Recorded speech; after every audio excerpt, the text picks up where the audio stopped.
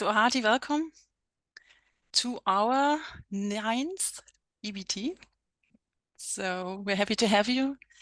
Happy to do it again. The ibiTea, just a quick info, is some kind of webinar where we invite speakers from all around the world.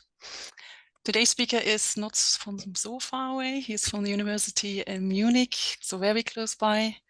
So hearty welcome to Dr. Niklas Schmacke. Thank you very much for giving us the opportunity. I'm Peggy, by the way. I'm from the ibiTea team, and I'm just today's moderator.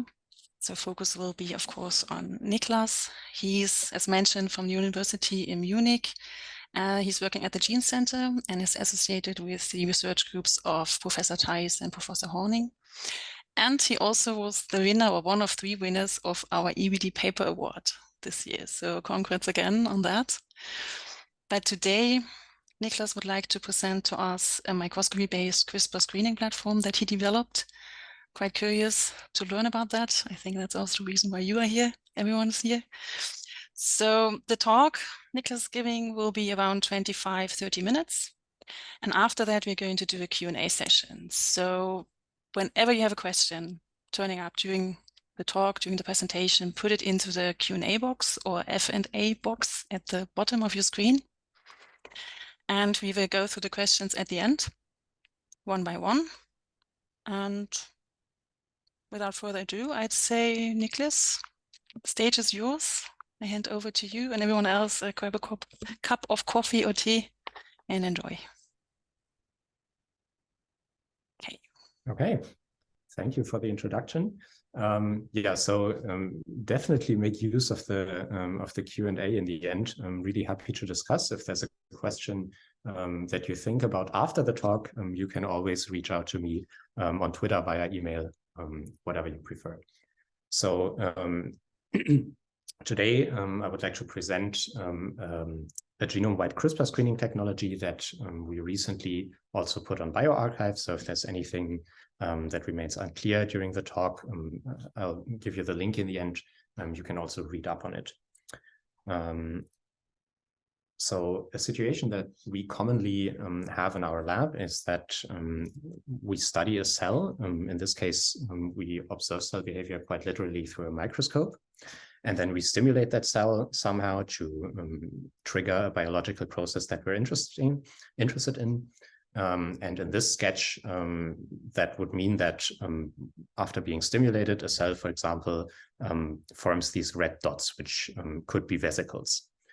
And let's pretend we are now interested in understanding how the cell reacts to the stimulus to form these red dots.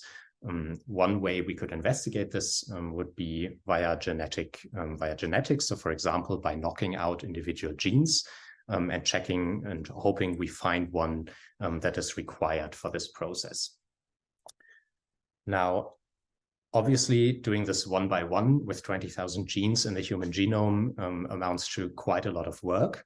So we asked ourselves, how can we do this systematically across all human genes? So we have a microscope, we have a phenotype of a cell that we observe under a microscope. How can we figure out which genes in the cell are responsible for mediating the behavior we observe?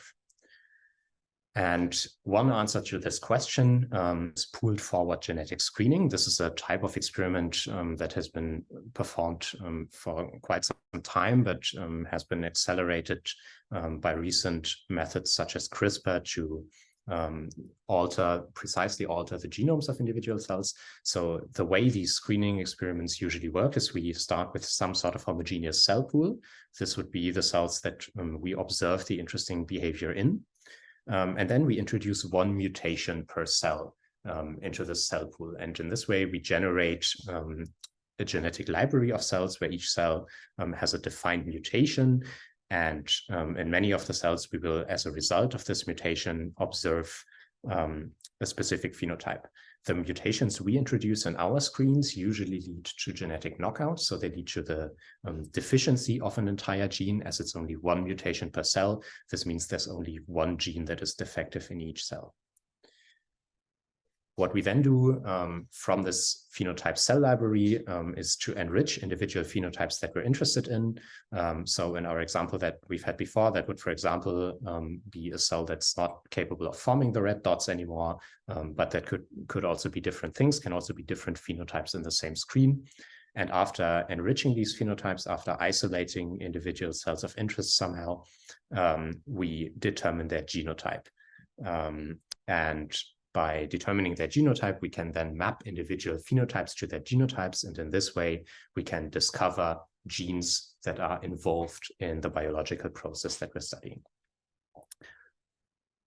Now, I already mentioned that these genetic screens have really, especially in cells, have really been accelerated by the development of recent genome editing methods, such as CRISPR-Cas, but also gene traps for example, haploid screens. There's also other methods one can use to introduce the mutations. And then obviously to determine the genotype in the cells that we isolated, we use next generation sequencing. So these two problems are pretty much solved. However, what usually defines a good screen and what defines the biology we can investigate and find in a screen is how we enrich individual phenotypes from our cell library. And the methods that have been used in the past are, there are basically three main methods. So the arguably simplest one is just proliferation. So you take your phenotype library, the library where each cell has one mutation, and you just let it proliferate for some time. In this way, you enrich cells in your library that proliferate faster than other cells. This readout is obviously fairly limited because it can just be used for proliferation speed, but that's something that, for example, in the cancer field is quite relevant. Another modality that we use quite a lot in our lab is cell death. So you would set up a cell death screen by stimulating your library with some sort of stimulus that induces programmed cell death. And then you have a few cells that survive. And these cells then apparently have a defect in a gene that's required for the induction of programmed cell death in response to your stimulus. So by isolating the surviving cells, you can then figure out which genes are relevant for the induction of cell death in response to your stimulus. And then the third method, probably the most versatile one, is FACS, fluorescent activated cell sorting, where you can basically sort out cells based on any change in fluorescence intensity. So you can have a gain or a loss of fluorescence intensity in individual channels, for example, by using genetic reporters, where you have a gene that, as a response to your stimulus, is being transcribed, and this then leads to the cells becoming fluorescent. So with FACS, you can do a lot of screens. However, you are still fairly limited in the information you can collect on each individual cell. So you are limited to collecting fluorescence of a whole cell in a few channels. So we then figured out a way, or we tried to figure out a way, I hope you will agree that we successfully did that, to do these screens on microscopy phenotypes. So here we are observing some cell behavior under the microscope and now are trying to isolate individual cells that show a phenotype in regard to this behavior. So for example, a genetic lockout could prevent a cell from forming these red dots. Now, microscopy is obviously a much more information-rich readout than either proliferation, cell death, or FACS. And that's why we believe there's a lot of potential in conducting these genetic screens, especially at genome scale on microscopy-based phenotypes. So the question then was, how can we enrich phenotypes we observe under a microscope, which we call subcellular spatial phenotypes, from an entire population of cells? And this is where our technology comes in. We call the technology SPARCS, which is an acronym for spatially resolved CRISPR screening. And the technology works as follows. So we start with our perturbed cell library. So we have, in our case, since we always use CRISPR, usually a pool of cells that express the CRISPR enzyme Cas9. We then transduce these cells with a guide RNA, a lentiviral guide RNA library, so that each cell is transduced by exactly one viral particle. And then this way we construct a library of genome edited cells where, again, there's one gene disrupted in each cell. We then plate the cell library on a membrane, a PPS membrane. PPS is a polymer. And then we image the cells, a transparent polymer. Then we image the cells on this polymer membrane. We segment, so we stitch these images of one slide into one whole slide image. We segment this image into individual cell images. Then we identify phenotypes based on these individual cell images. I'll go into a bit more detail on how we do that later on. And then we collect individual nuclei of phenotypically interesting cells by laser microdissection. And then after collecting these cells, as in every screen, we lyse them, sequence the frequency of guide RNAs, which determine which gene is disrupted, and thereby can again figure out which a disruption in which gene leads to a particular phenotype. The way we determine these phenotypes in the cells so far has been with a supervised deep learning-based classifier. But yeah, as I said, I'll go into more detail in a few slides. So to power all this from data analysis to dissection of individual nuclei, we developed 3 software tools that are available on GitHub as open source tools. We call these SPARCS tools, SPARCS-Pi and PyLMD. So SPARCS tools is mainly for stitching fields of view. SPARCS-Pi we use for segmenting cells and also for then classifying the phenotypes of individual cells. So this may be of interest for a lot of you, and I'm also happy to go into more detail here during the Q&A. And then we also developed a third software package, which we call PyLMD.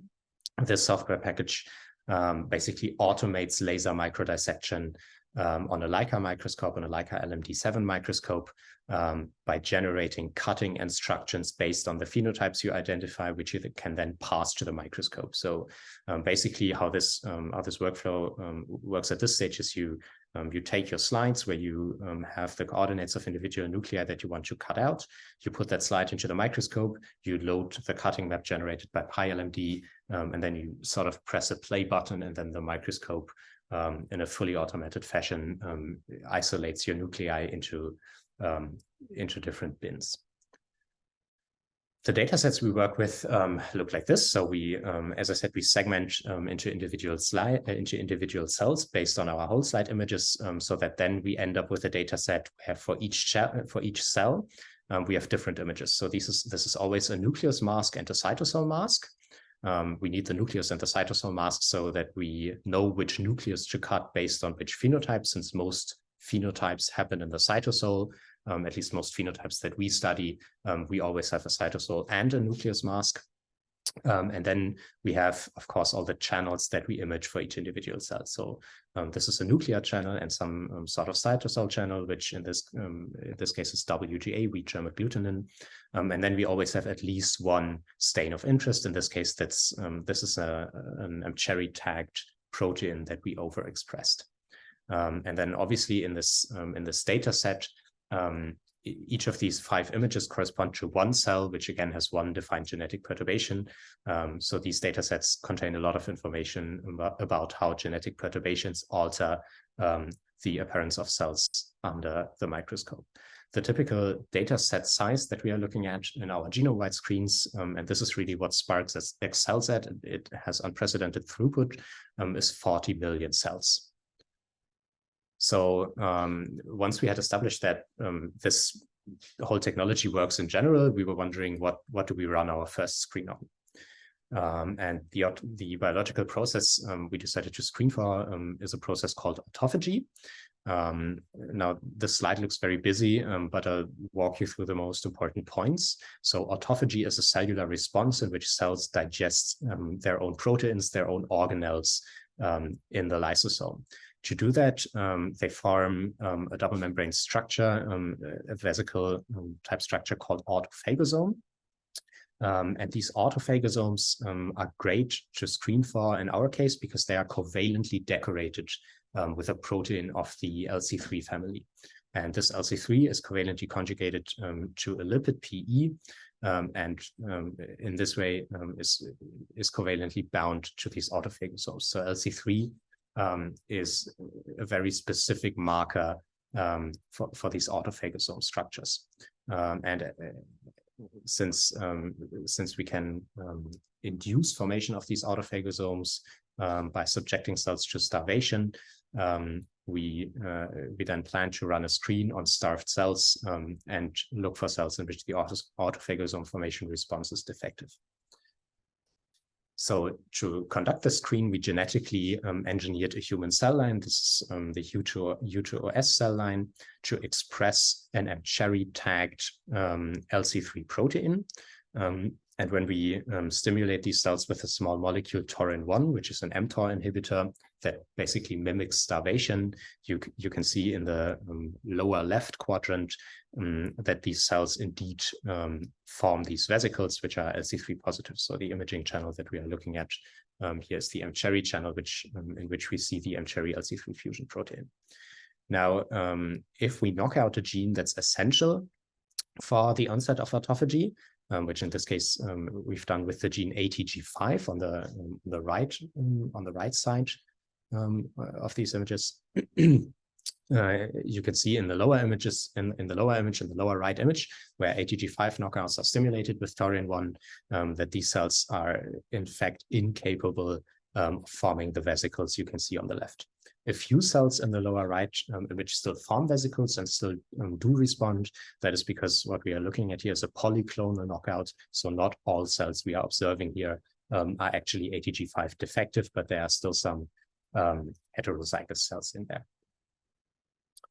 So the goal in our screen is to isolate autophagy defective mutants, because the normal response of cells after taurin-1 stimulation or starvation is the formation of autophagosomes. But in our screen, we are looking at cells that are defective in individual genes. So we are searching for cells that have now become defective in autophagosome formation due to the genetic mutation.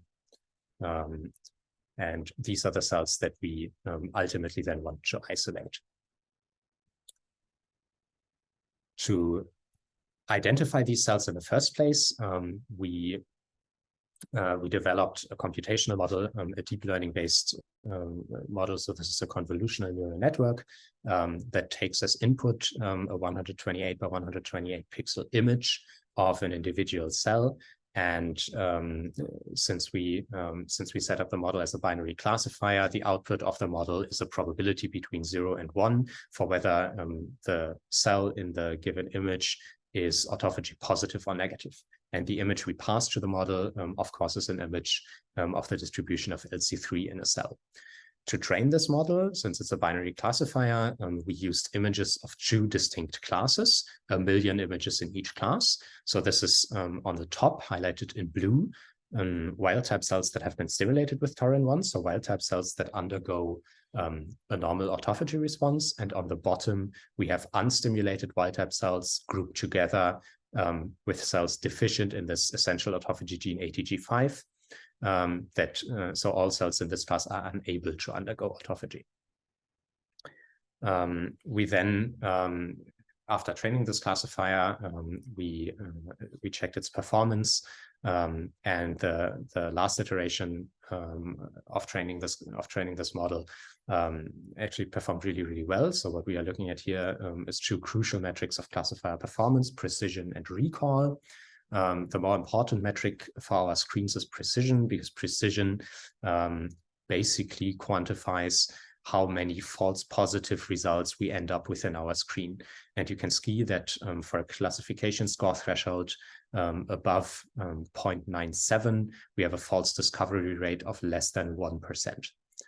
So that is really, really good for doing a genome-wide screen, because that means less than 1% of the genetic hits that we end up with are expected to be false positives.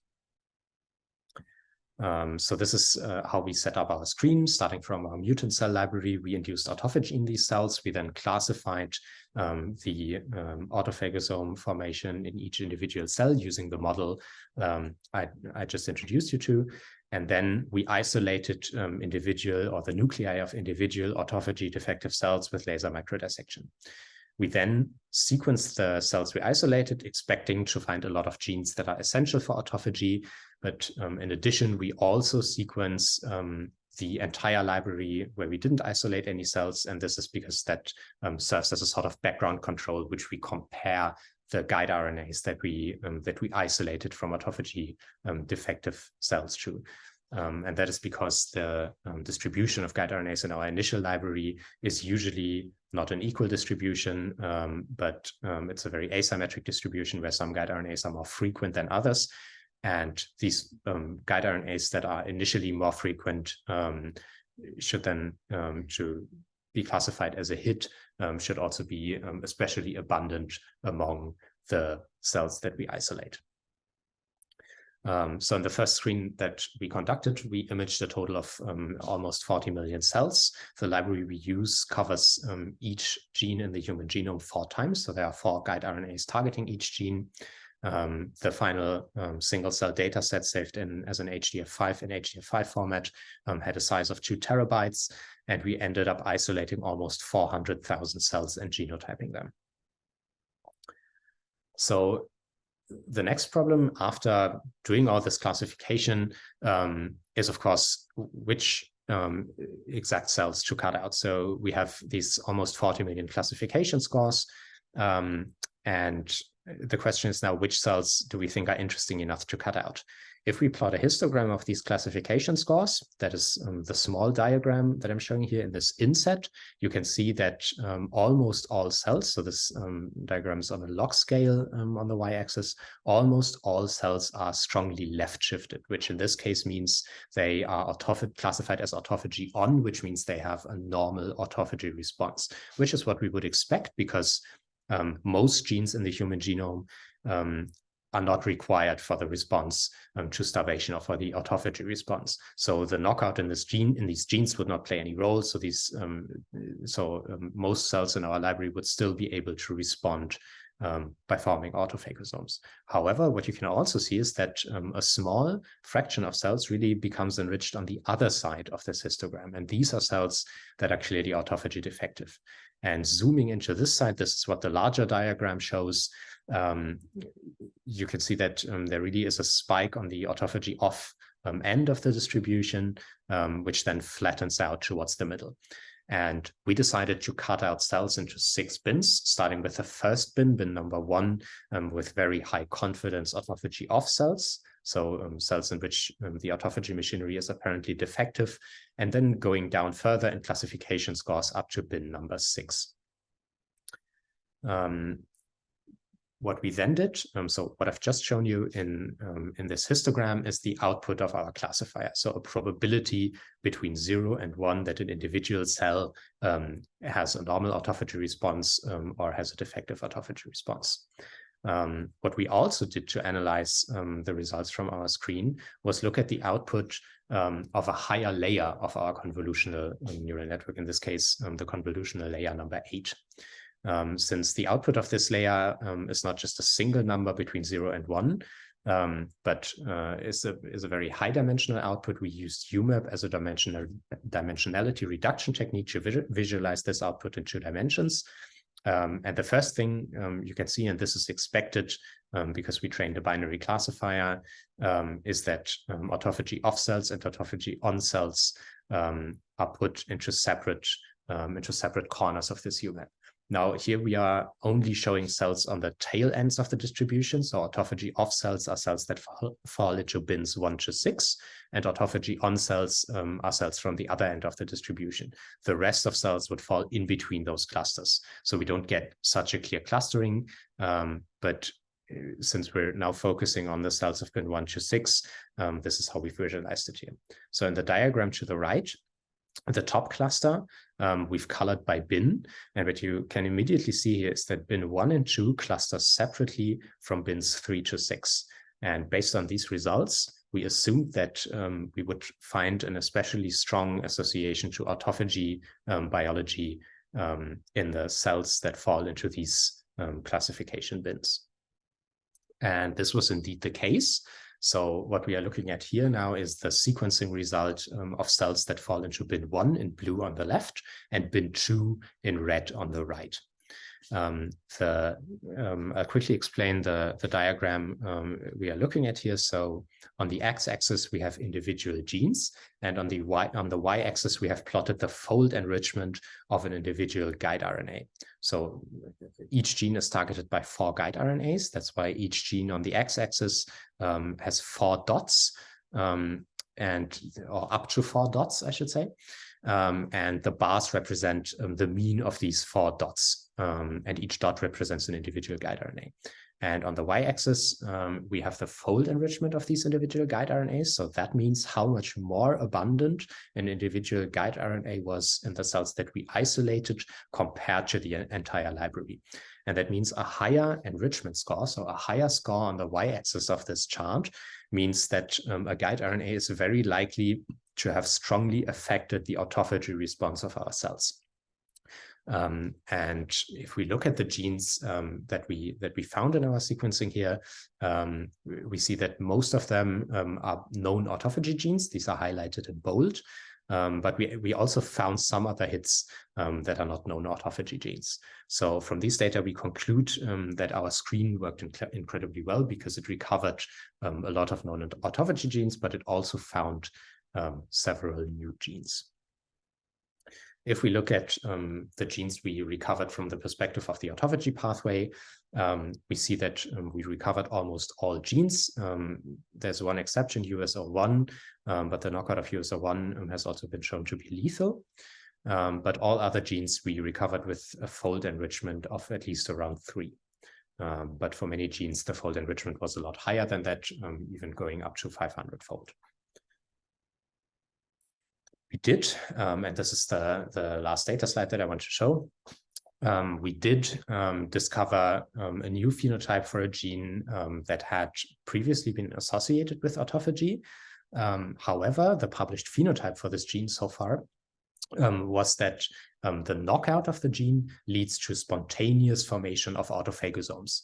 And if you think about it, that does not make sense as a hit in our screen because our classifier was trained to identify cells that are defective in autophagosome formation. Yet the knockout of this gene was published to undergo spontaneous autophagosome formation. And we were quite puzzled by this discovery initially. So what we did was to make individual knockouts of this EI24 gene again, which we then stimulated with taurin-1 again over the course of 14 hours. This is what I'm showing you on the left. And we are using our autophagy classifier again. And what you can see here is that while wild-type cells, though being initially autophagy off, so having none or very few autophagosomes, over time are classified as autophagy on because they do form autophagosomes, whereas EI24 knockouts are continuously basically classified as autophagy off. And on the right, I'm showing you the corresponding images. And if you just focus on the 2 images on the right, I think you can see quite well that even though there are autophagosomes in the EI24 knockout, there's quite a difference to the response in wild-type cells, where we do find a lot more autophagosomes that are way more pronounced. So what we've found is that these EI24 knockouts somehow have a defect in autophagosome formation. Now, I want to make clear that this does not contradict the published data. We just currently cannot really explain this phenotype, but in our cells, when they undergo taurin-1 stimulation, apparently they have a defect in autophagosome formation. So to sum this up again, this is how our pipeline works. So we screen a library of cells on a microscope by imaging the cells, and then we identify phenotypes of interesting phenotypes of individual cells. In the screen that I've just showed you, we've done that with a supervised binary classifier. We then collect the nuclei of interesting cells via laser microdissection. This process is fully automated. And in the end, we sequence the genetic perturbation of these interesting cells. This gives us a few advantages in our technology. So the first advantage is that it has incredible throughput. So it works with any library size that you can image on your microscope. It's also compatible with a lot of different microscope types. So we've done our imaging on a spinning disk confocal microscope, but you could also use a wide field microscope, for example. Another advantage is that our screens can be archived for reanalysis. And in times of rapidly developing AI models, this is crucial because it allows you to go back to a screen that you've already conducted and just run a new analysis in silico, for example, with a new computer vision model, and then find new phenotypes. And since you can archive the slides, you can go back to your freezer, take out the slides, and isolate individual cells again. And this is also possible because the cells are PFA fixed. And the last advantage is that because we have the entire data set of single cell images available, we can do unbiased detection of before unseen phenotypes. So we don't have to decide while we image the cells, which cells we want to isolate, but we can really run the imaging, collect the data set, and then run as many analyses on this finalized data set as we want before we have to decide which cells we ultimately want to cut out. So this is my last slide. I would like to thank the people involved in this project. This is Veit Hornung from the Gene Center, in whose group I work, and then this was a collaboration with Matthias Mann, and from his group mainly Sophia Mädler. I also now work in Fabian Theis's lab at the Helmholtz Center in Munich, where I focus on developing computational models to analyze the data we generate in our screens. Thank you very much, Niklas. Very interesting. And I really liked how you presented everything. I'm a visual learner, and I really enjoyed all these images. It was really great. Any questions, anyone? Otherwise, I can also start. I was wondering if this platform also works with any cell type, or is there any limitation for anything? Yeah, so we tried it with a few different cell types, and so far we have not seen any cell type dependence. So we think this is really broadly applicable for a lot of different cell types. Okay, that's good to know. And another question is, what are the prospects to extend this living cells to living cells or phenotypes? Any plans on that?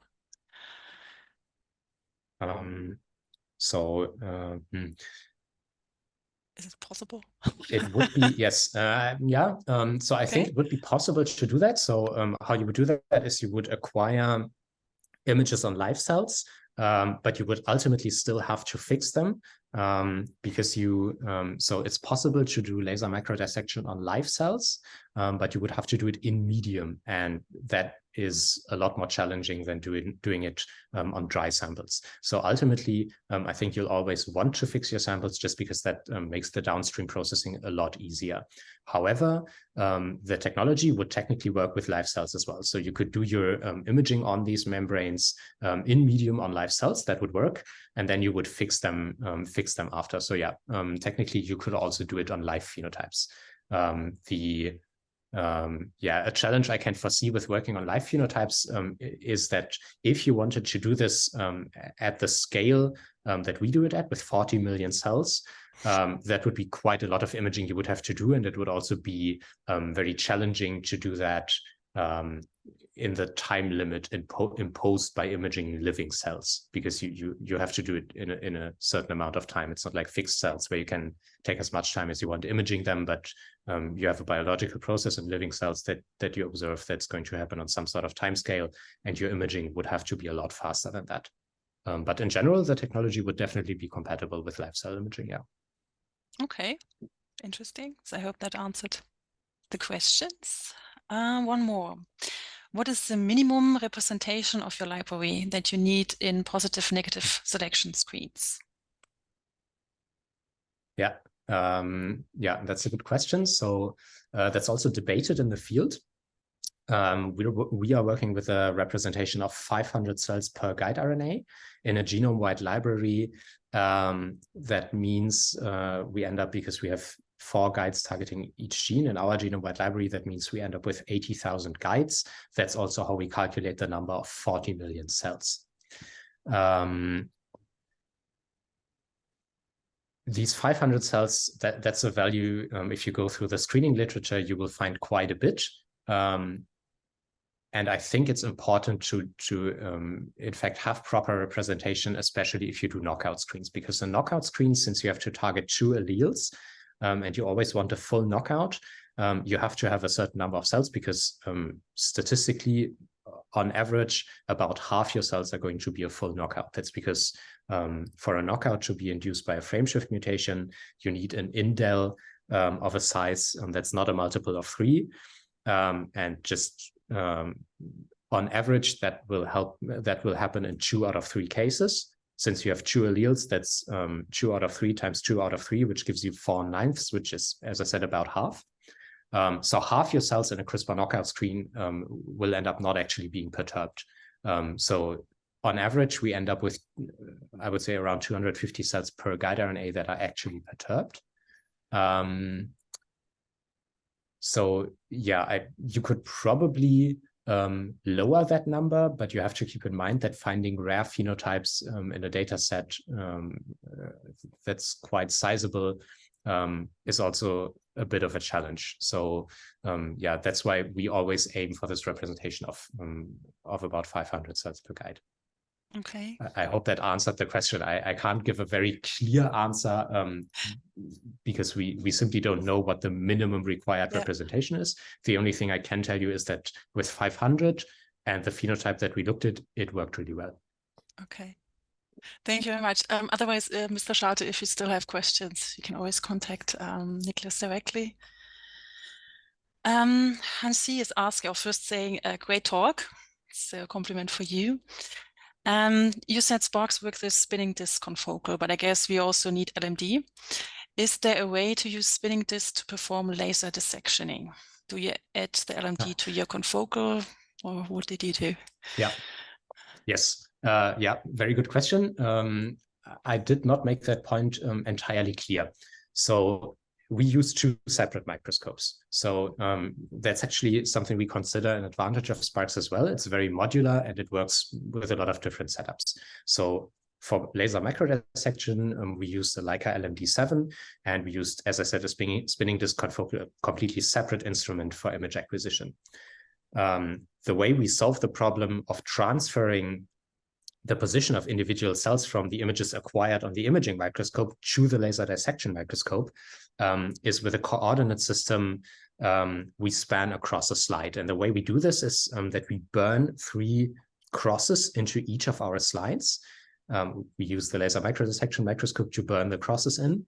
And then by using these 3 crosses, we can really pinpoint the position of individual nuclei across the slide. So the way this works in practice is we image a slide with these 3 crosses in our spinning disk confocal microscope.